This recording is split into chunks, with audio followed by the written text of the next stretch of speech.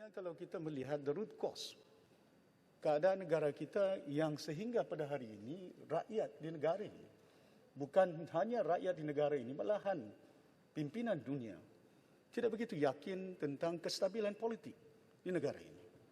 Kestabilan politik di negara ini setelah pilihan raya ke-14, kita sedar dan tahu rakyat di negara ini berempas pulas, bekerja keras, datang dari luar negara, dalam hujan, dalam panas.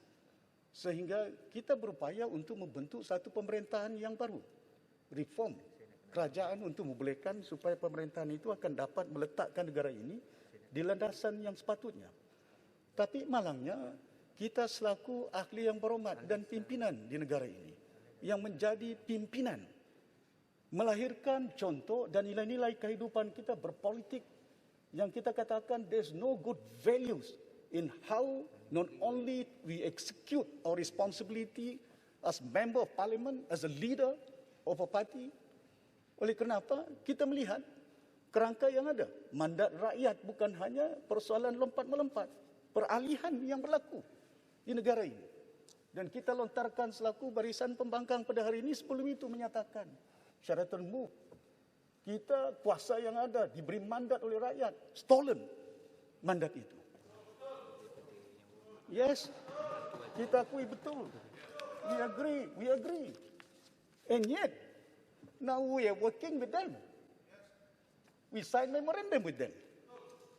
We don't realize that. Where is the values in our life? As a leader of this country, as a politician in this country, we have to have clarity dengan izin.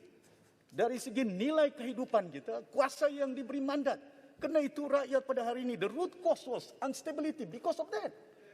Ini yang kata-kata jumlah tak cukup. We are playing with numbers. We are playing with numbers for human life in this country. Malaysia is a very wonderful country, a resourceful country. We could have been a very good example for the world sebagai satu negara berbagai kaum, berbagai bangsa yang ada di negara ini. Tak mengira agama, tak mengira bangsa. We could have united the country, the way forward. Tapi malangnya oleh kerana kita katakan, kuasa ada. We are driven, sorry to say, by the greed and the lust to have position. Nak tempat. I could have been there if I want to. But is that the values that I had? I topple my own brother dalam pilihan raya yang telah lalu. My own brother. I cry. I apologize to him. It's not because of my blood.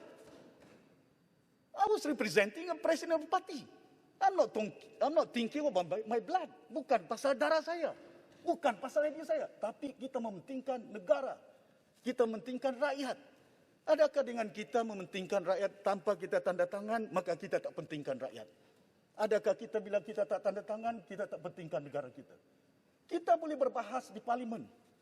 I can go along anti-hak law yang ada di negara ini. Kalau sekiranya itu menjadi satu landasan, and I can approve, saya boleh bagi sokongan sepenuhnya di Dewan Yang Mulia ini. Kalau sekiranya rang-rang benda itu dapat kita mentrail, tapi apakah kandungan dia untuk mengelakkan? Adakah bila orang itu lompat, lepas itu pilihan raya diadakan? Adakah bila dia melompat, suspend them for 2 terms? Ada kalau dia melompat, suspend the rest of life supaya tak boleh bertanding dalam gelanggang politik, menjadi contoh yang tidak baik kepada umat di negara ini. We must know the content.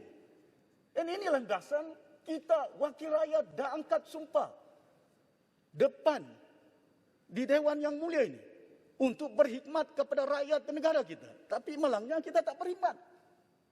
Kita hanya berkhidmat pentingkan satu parti kita, satu kedudukan kita, nafsu kita. Saya tahu bukan senang selaku wakil rakyat, bukan senang selaku pembangkang. But end of the day, we are born poor. We will die poor. We can't even talk dengan izin. We are not even dressed, but the moment you die, you will die poor as well. You are not dressed, you can't bring anything. Yang Berhormat, boleh saya mencela? Datuk, ya tak apa, nanti saya tak ada masa sangat. Saya minta kerjasama kalau boleh. Ini sebahagian penjelasan yang saya nak nyatakan. I'll give the chance kalau masanya panjang. Cuma selain daripada itu saya nak jelaskan, ini yang saya katakan. Now, apa yang pengarang katakan, lompat. apa yang kita katakan stolen power yang ada. Now we are working. Is it the value that we have? Yang kita nak lahirkan contoh yang baik kepada umat di negara ini sebagai pemimpin. Sikit je YB. So saya berharap sungguh Bagi dah sikit tolong, je Bapak. keadaan YB. yang ada pada hari ini. 1 minit je Yang saya YB. katakan Bapak, selain YB tak daripada benarkan. perkara itu, 1 tak apa minit nanti. je, YB. Nanti give me the time. Tak apa, bagi Beaufort, masa. tolong. Ya. Beaufort lompat ni, Beaufort. Saya melihat, saya tak pernah lompat pun. You know, I was suspended. Saya digantung. No, it's not because of that. You know, persoalan dia kalau kita lihat banyak orang undang-undang nak timbulkan masalah contohnya 18 tahun. Dan undang-undang ini dah diluluskan dalam parlimen masa pemerintahan dahulu. Need to implement. MS63. Dah kita bentuk jawatan kuasa. Saya dengar nak bentuk lagi jawatan kuasa. Berapa technical group kita nak lahirkan ni? Kita tahu apa kandungan. AG tahu. Jabatan Perdana Menteri tahu. Macam mana kandungan itu harus kita laksanakan. InsyaAllah saya untuk kepentingan negara, rakyat, untuk kita nak bond Malaysian dengan izin Datuk Speaker, if that is what need to be realised, 63, saya akan support.